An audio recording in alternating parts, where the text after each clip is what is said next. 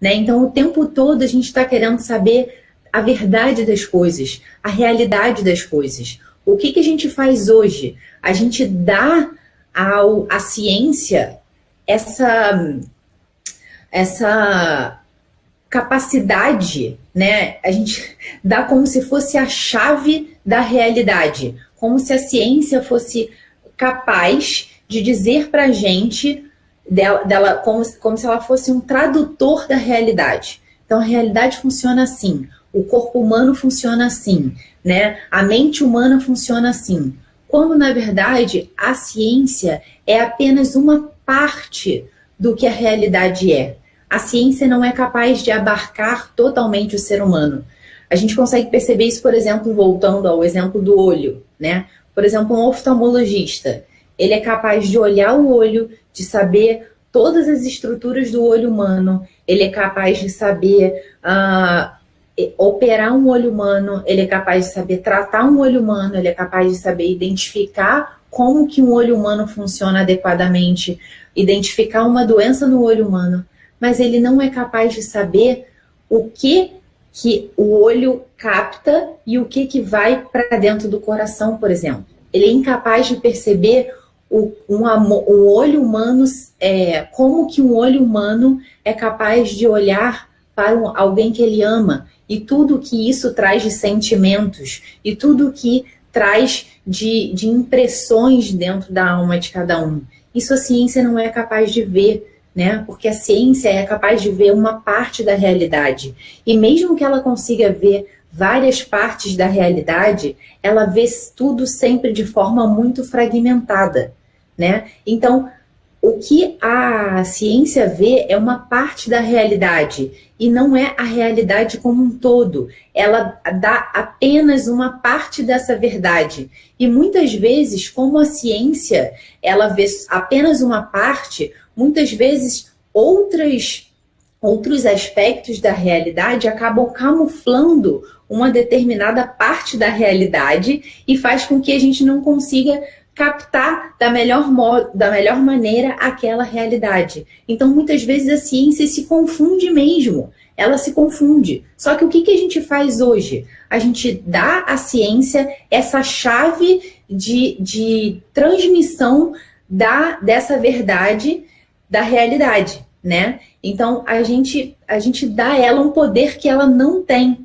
E a gente acaba fazendo com que a gente pega o que a ciência diz e a gente pega essa parte e define que ela vai definir o que é certo e o que é o errado a ser feito, né? Então, a gente dá a ela uma chave moral para a nossa vivência, para a nossa liberdade. Se a ciência diz que sim, a gente faz. Se a ciência diz que não, a gente não faz. Esquecendo de ver todo o entorno da realidade, o que de fato a realidade afirma. Então, se a ciência diz várias coisas que ela pode dizer e que podem ser as coisas mais absurdas, a gente tende a acreditar, porque foi a ciência que disse, né? E nem tudo que a ciência diz é real, né? Nem tudo que a ciência diz é real. Assim como nem tudo que, por exemplo, o Estado diz é real.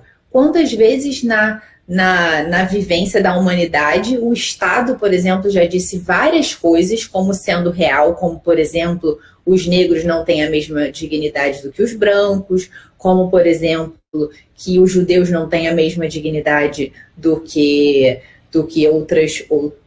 os alemães, por exemplo, né, que as mulheres não têm a mesma dignidade que o homem. Então, o Estado ele pode falar uma série de coisas, e nem por isso ser verdade. Só que a gente, sem perceber, muitas vezes dá a esses órgãos, como o Estado, como a ciência, essa capacidade de interpretar a realidade e dizer para mim o que é o certo e o que é o não certo a fazer. Então, a gente perdeu a capacidade, muitas vezes, de olhar as coisas e dizer o que elas são, ou seja, de captar a realidade com os nossos próprios olhos. Hoje, a gente vive numa situação em que a gente olha as coisas e a gente tem que fingir que a gente não está vendo aquela verdade. A gente olha a coisa e a gente tem que dizer que é outra. Esses dias, no meu curso de sexualidade, eu passei um vídeo muito interessante, um vídeo da CNN que não era sobre esse propósito, e o vídeo ele mostrava, de fato, uma maçã. E aí ele dizia, isso é uma maçã. Você pode dizer que isso não é maçã. Você pode gritar, banana, banana, banana. Você pode tentar imaginar que aquilo não é uma maçã e que aquilo é uma banana. Você pode escrever banana. Você pode escrever banana na maçã e a maçã não vai deixar de ser maçã só porque você deseja que ela seja uma banana. A maçã não vai deixar de ser maçã só porque você deseja que ela seja uma banana. Então, a gente precisa conseguir olhar para a realidade das coisas e dizer o que elas são, né? E a gente está incrivelmente perdendo essa capacidade. Então, essa é uma capacidade da gente conseguir deixar que a realidade imprima em nós o que de fato ela é e que ela nos comunique a sua verdade, né? Então, a gente tem que ter essas coisas na cabeça para que a gente consiga se prevenir das loucuras que se pregam por aí, né? Das loucuras que se falam. E por que a gente cai nessa? Porque a gente é muito mal preparado. Porque a gente não faz o que o ser humano tem que fazer, que é buscar a verdade. Porque a gente não tenta viver de acordo com a verdade que a gente descobriu.